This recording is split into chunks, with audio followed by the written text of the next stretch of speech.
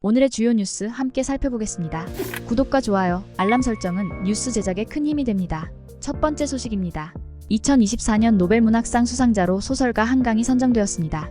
이는 한국 작가로서는 최초이며 아시아 여성 작가로도 첫 번째 수상입니다. 한국인 수상자로는 2000년 고 김대중 전 대통령의 노벨평화상 이후 두 번째입니다.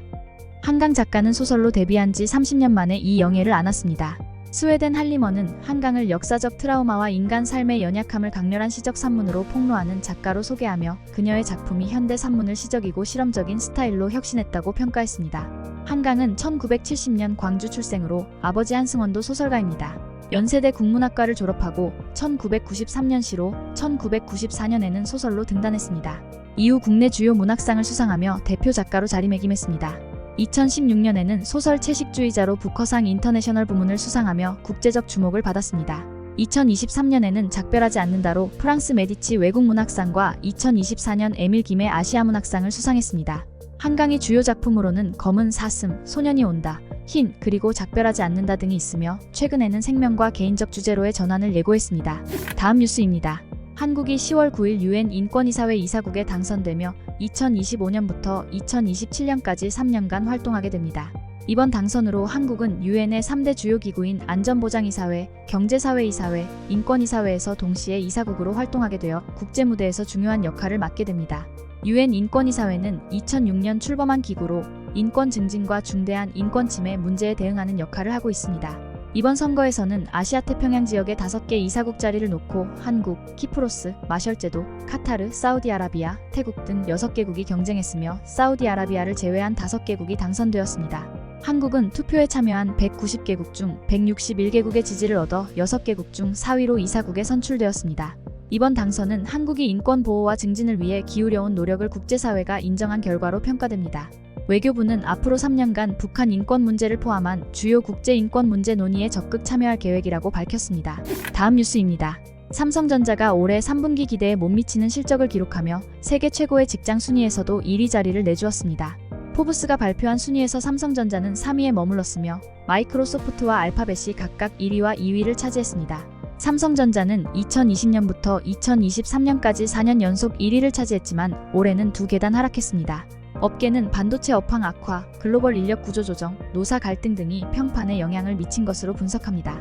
특히 삼성전자는 성과급 문제로 사상 첫 총파업을 겪었고 국내외에서 노사 갈등이 이어졌습니다. 또한 기흥사업장에서는 방사선 피폭 사고가 발생하는 등 악재가 이어졌습니다. 반면 엔비디아는 154위에서 22위로 TSMC는 534위에서 218위로 급상승했습니다. 삼성전자는 여전히 아시아 기업 중 유일하게 상위 10위에 들었으며 글로벌 경쟁에서의 평판 유지는 중요한 과제로 남아 있습니다. 다음 뉴스입니다. 국가인권위원회는 10월 7일 중고등학교에서 학생들의 휴대전화를 일괄적으로 수거하는 학칙이 인권침해에 해당하지 않는다는 결정을 내렸습니다. 이는 지난 10년 동안 학교 내 휴대전화 수거를 인권침해로 판단해 온 기존 입장을 뒤집은 결정입니다. 이날 인권위는 서울 중구인권위 회의실에서 열린 18차 전원위원회에서 휴대전화 일괄 수거 관련 진정사건을 표결에 붙였고 위원 8명은 인권침해가 아니라고 판단했으며 2명은 반대 의견을 냈습니다. 기각을 주장한 위원들은 학생들의 휴대전화 사용이 수업에 방해가 된다는 점을 강조했습니다. 반면 인용 의견을 낸 위원들은 이러한 학칙이 학생들의 자기 표현을 제한하고 기존 인권위 입장과 상충된다는 우려를 나타냈습니다. 인권위는 기각된 사건에 대해 통상적으로 결정문을 작성하지 않지만 이번 사건은 그 사회적 파장을 고려해 예외적으로 결정문을 작성하기로 했습니다. 이에 따라 기각 의견을 낸 8명의 위원 입장과 인용을 주장한 2명의 소수 의견이 모두 반영될 예정입니다. 이번 결정은 기존 인권위의 일관된 입장을 뒤집은 것으로 논란이 예상됩니다. 그동안 인권위는 2014년부터 관련 진정 307건에서 휴대전화 수거가 학생의 자유를 침해한다며 인권침해라고 판단해왔습니다. 지난해에도 비슷한 사건에서 학생들의 학습권보다 자유권이 더 중요한 요소라고 판단한 바 있습니다. 그러나 올해 5월 아동권리소위원회는 이번 사건이 사회적 파장이 크다고 판단해 전원위원회로 회부했습니다. 일부에서는 이번 결정이 지난달 취임한 보수 성향의 안창호 위원장 취임 이후 인권위가 보수화된 경향을 반영한 것이라는 분석도 나오고 있습니다. 다음 뉴스입니다. 최근 미술품 시장의 인기가 높아지면서 아트테크, 일명 미술 재테크 사기가 기승을 부리고 있으며 보험사 고객 정보를 악용한 사례까지 등장해 문제가 되고 있습니다.